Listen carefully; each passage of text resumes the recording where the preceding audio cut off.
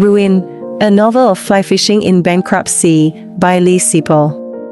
Ruin tells the story of Frank Campbell, a 30-something hedge fund millionaire, and his artist wife Francie, who are forced to leave New York for the hinterlands of the remote Hudson Valley, to Time Farm, a goat-infested decaying property left to Francie by an uncle's. Frank and his wife, Francie, travel to a forgotten uncle's decaying home in the Hudson Valley, touted as an American Eden and filled with biblical figures. That farm is the last piece of land they possess. Frank starts over here. He and Francie are captivated by the bucolic beauty that surrounds them. The pair begins to adjust, but they also begin to drift apart, with Frank establishing a startup artisanal beer distillery with a new buddy, and Francie finally rekindling her halted passion for painting with the careful support of her new companion. Then Francie and Frank make friends with a neighbor named Jace, who invites them to a gathering of his eccentric fly fishing buddies. That group enjoys debating interesting, obscure authors and discussing how to produce their flies. Frank is motivated by these new folks to explore his own latent depths in the environment.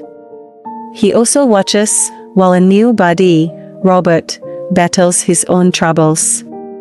Frank provides Robert with a location for his new brewery, becoming Robert's partner and pitchman in the process. He starts traveling across the Northeast selling microbrewed beers. Back at home, though, Jace becomes Frank's competition for Francie's affection, and Frank gets worried about his wife, which leads to violence.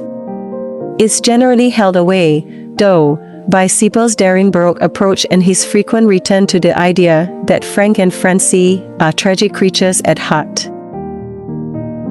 When Frank considers selling his beers as far as the thick constellation that from other solar system planets is named New York City, for example, he can't escape the guilt of his exile. The novel foreshadows Frank's demise in his new, small paradise well, with poetry and various literary allusions to the Bible, Isaac Walton's 17th century classic, The Complete Angler, and The Great Gatsby, among others. Nonetheless, its result is unexpected. Ruin is a complicated tale about a heartbroken man learning to reassess the power of nature.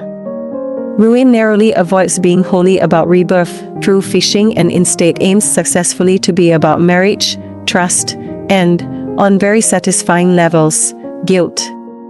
It's an ambitiously different novel, and that's no minor feat.